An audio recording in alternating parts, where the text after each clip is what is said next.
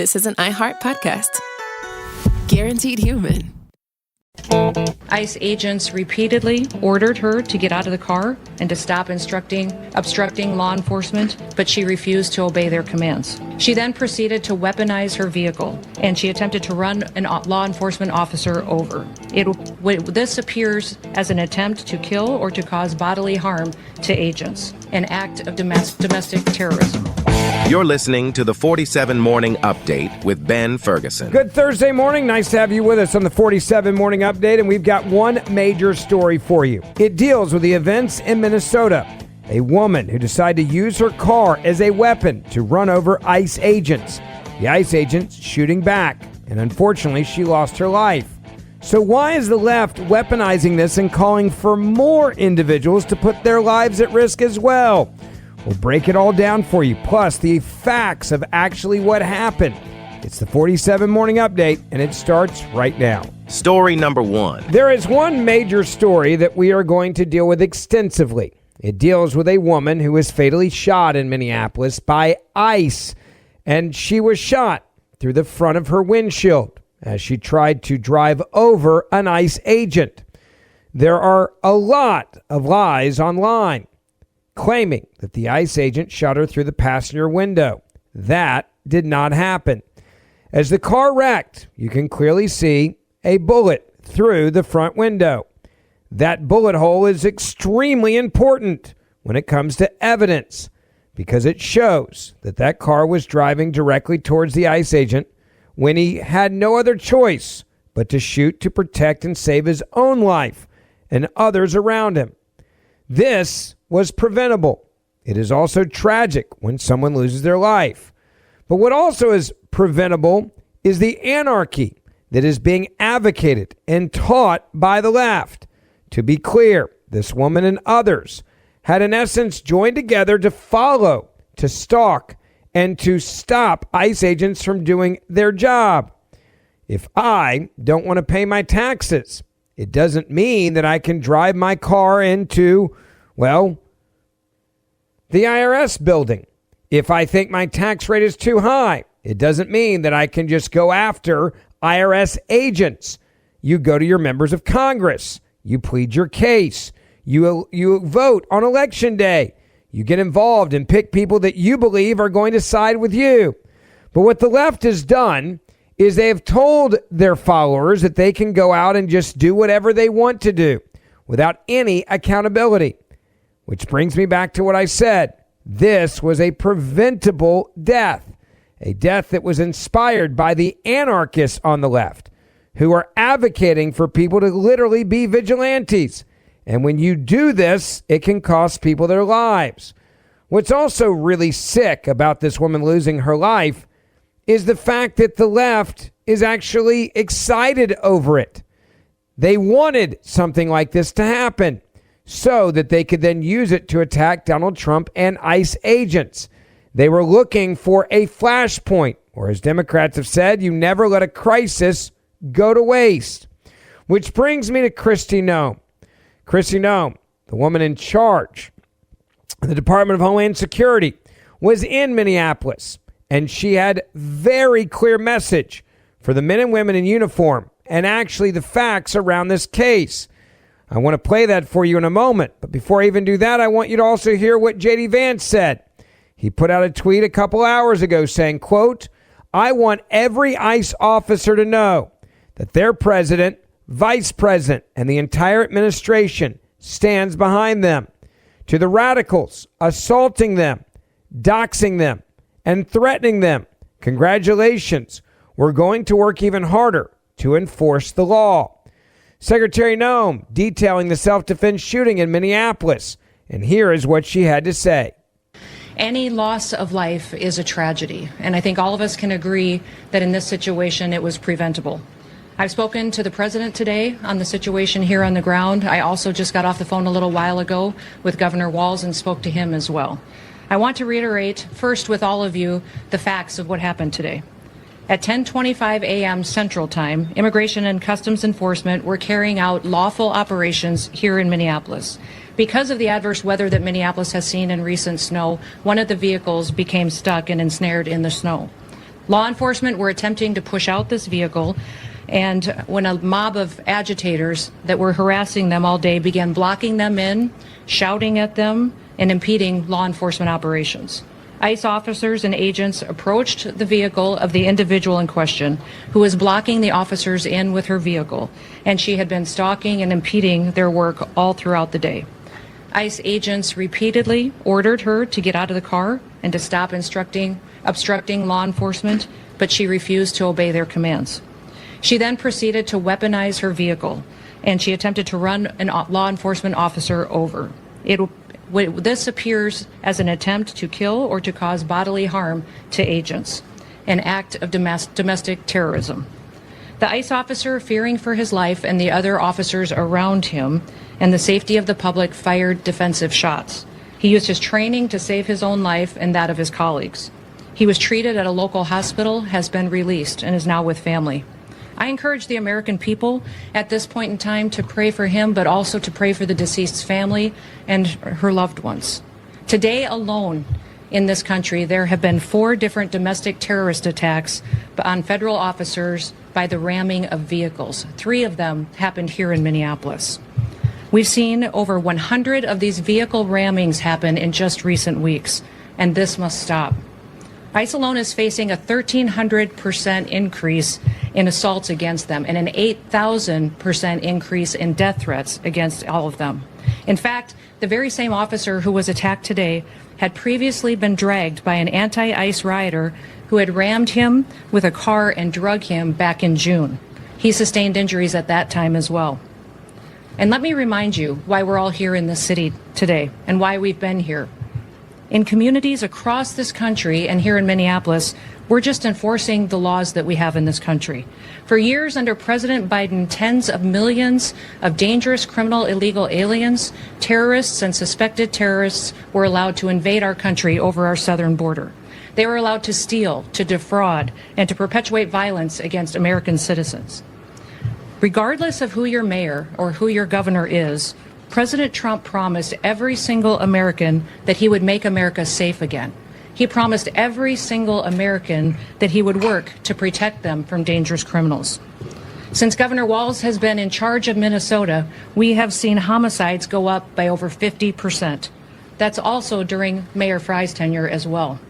Since President Trump took office, Governor Walz has released over 470 violent criminals back onto the streets here in Minneapolis. He has another 680 of them still within his jurisdiction that he could give to us today to face the consequences for their crimes. Because Governor Walz and Mayor Frye refuse to protect Minnesotans and instead they protect these criminals, that's why we are here. And we didn't just show up yesterday, we've always been here. But we're surging operations because of the dangerous situation we see in this country and because we're no longer going to allow illegal criminals to damage and harm, to kill, to sexually abuse, to proliferate drugs, and to steal American taxpayers' dollars. Let me just stop there for a moment. You listen to what happened in this situation. The woman is ordered out of her car. She refuses. She then uses that car and backs it up. She then drives forward, literally into an ICE agent. The ICE agent pulls out his gun only when she starts moving towards his body, into his body. This is self-defense. That should be a simple case close. But you have these radicals on the left who are sitting there and they are saying that somehow this was not a justifiable shooting. She proceeded to weaponize her car. I want to go back to that with Kristi Noem. Listen again carefully. At 10:25 a.m. Central Time, Immigration and Customs Enforcement were carrying out lawful operations here in Minneapolis. Because of the adverse weather that Minneapolis has seen in recent snow, one of the vehicles became stuck and ensnared in the snow.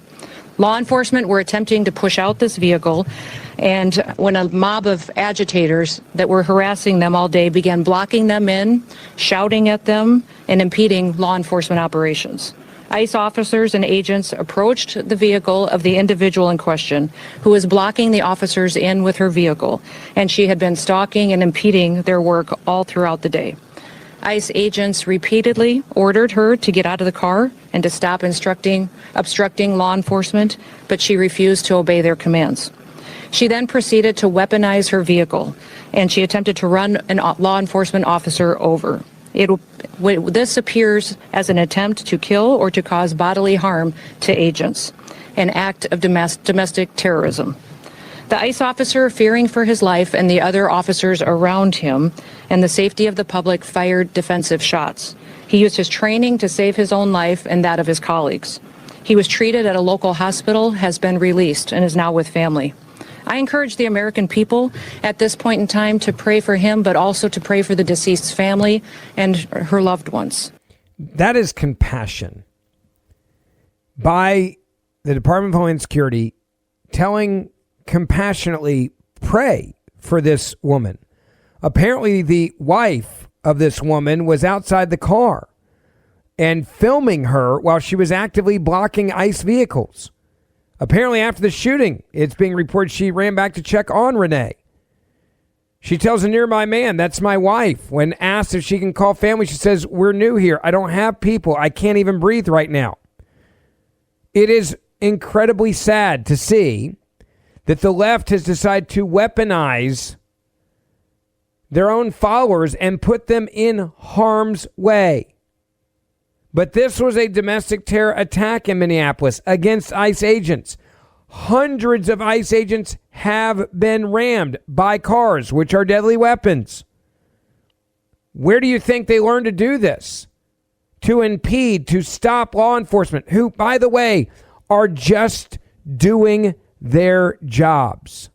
Senator Mullen put it this way, saying, quote, "ICE agents aren't Disney villains. There are neighbors, friends, and loved ones. These immigration and customs enforcement officers are red-blood American patriots doing a tough job to keep our nation safe. Assaults against ICE agents because of the Democratic Party, because of the left, are up 1,300%. He then said, "I stand with DHS." Congressman Andy Barr, ICE agents are enforcing America's laws and delivering exactly what the people voted for: a secure border and the deportations of dangerous illegal criminals. Targeting ICE agents will never end well for anyone who tries. Homeland Security putting it out this way, saying this: today, ICE officers in Minneapolis were conducting targeted operations when rioters began blocking ICE officers, and one of these violent rioters weaponized her vehicle, attempting to run over law enforcement officers in an attempt to kill them, an act of domestic terrorism. An ICE officer, fearing for his life, the lives of his fellow law enforcement, and safety of the public, fired defensive shots. He used his training and saved his own life and that of his fellow officers. The alleged perpetrator was hit and is deceased. The ICE officers who were hurt are expected to make full recoveries. This is the direct consequence of constant attacks and demonization of our officers by sanctuary politicians who fuel and encourage rampant assaults on our law enforcement, who are facing this 1,300% increase in assaults against them and an 8,000% increase in death threats. I couldn't agree more. I could not agree more with the law enforcement and Department of Homeland Security saying we are just enforcing the law. We're doing our job. Why was this woman in a situation where she thought she could do this? It's very simple. She didn't want to be held accountable for blocking the Department of Homeland Security and ICE agents. And she decided to go after and use her car as a deadly weapon. The driver refused to get out, accelerated towards the agent directly in front of the car. He fired rounds, killing her. And the leftists are then promising violent retribution towards ICE agents, wanting to kill more ICE agents. By the way, they've already shot ICE agents. I'll give you an example of what the left's putting online. One person on X wrote, "All ICE agents must be put down like the dogs they are." This is the Democratic Party. This is the party of violence. Look no further than how they reply online to this. Let me say one final thing. God bless our men and women who are willing to go do these jobs. They are getting more and more dangerous. Tim Walz, the governor of that state, he called the ICE agents months ago the Gestapo. This is exactly why stuff happens like this. This woman, and around the country, we've seen hundreds of ramming of ICE agents this year. In the last month, we've seen more than 100 ramming with cars of ICE agents. It resulted in her life being lost because of the left, who is inspiring her to go do this and trying to make her believe that somehow this is acceptable. What's also shocking is the mayor there. The mayor saying disgusting things about our men and women in uniform after this happened. The mayor saying this, and I want you to listen carefully to the words that he decided to use. There's little I can say, again, that'll make this situation better, but I do have a message for our community, for our city, and I have a message for ICE. To ICE, get the out of Minneapolis. That is the Democratic mayor, Jacob Fry's message to our brave ICE agents in Minneapolis who are getting the worst criminals off of his streets. And this deranged lunatic of a mayor who is inspiring other lunatics to try to murder those ICE agents, he says, get the F out of Minneapolis. The Democratic Party's violent rhetoric is what is fueling these attacks on ICE agents. And they do not care about this woman, because if they did care about this woman, they wouldn't be telling her to go out and to do this, period.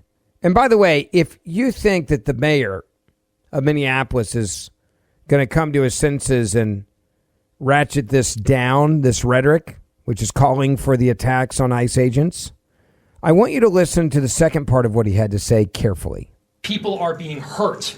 Families are being ripped apart.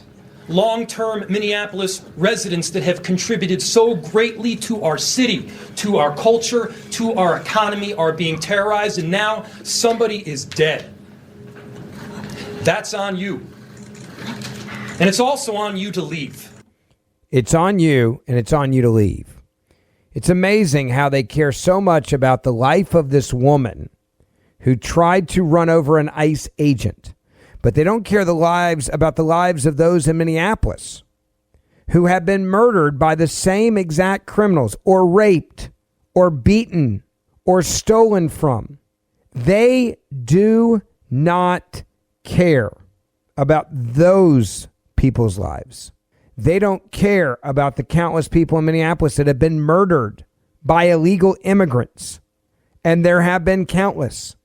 There have been people that have been killed by illegal immigrants who were driving drunk or under the influence of drugs. There are people that have died at the hands of illegal immigrants because they sold them fake pills laced with fentanyl. This is the reality of the situation. Scott Jennings, good friend of mine over at CNN, he went on there and he said it this way, and I couldn't agree with him more. What strikes me is, first of all, it's extremely sad and unfortunate that someone died. I mean, the political fighting and disagreements aside, it's terrible. You don't want people to die in law enforcement situations or otherwise. But it strikes me that we are undergoing an epidemic of political vigilanteism right now. Why are people showing up in vehicles, in convoys, not just in Minneapolis, but all over the country, in an effort to obstruct lawful federal law enforcement activities? This is not an isolated incident. We have had hundreds of car rammings against ICE agents all over the country. According to DHS, this lady in this car today, along with other vehicles, had been tracking ICE agents around. Why are people believing that they can drive their car into a federal law enforcement situation and that is an appropriate thing to do? I understand they don't like the fact that these agents are enforcing existing immigration law. But that's not how we change laws in this country. If you don't like a law, you talk to the politicians. You don't drive your car into the middle of a building or a law enforcement situation that's being occupied by the people who are simply there to enforce the law. If I don't like how much the IRS is charging me in taxes, I don't drive my car into the Treasury Department, try to run somebody over. I call my congressman. Political vigilanteism is being encouraged by Democratic officials like the Lieutenant Governor of Minnesota, Peggy Flanagan, who earlier this year told people to, quote, put your bodies on the line, and Tim Walz calling these guys Gestapo all year. What do you think happens when you radicalize a base of people about this? I couldn't agree with him more. Thank you for listening to the 47 Morning Update with Ben Ferguson. Please make sure you hit subscribe wherever you're listening to this podcast right now. And for more in-depth news, also subscribe to the Ben Ferguson Podcast, and we will see you back here tomorrow. This is an iHeart podcast. Guaranteed human.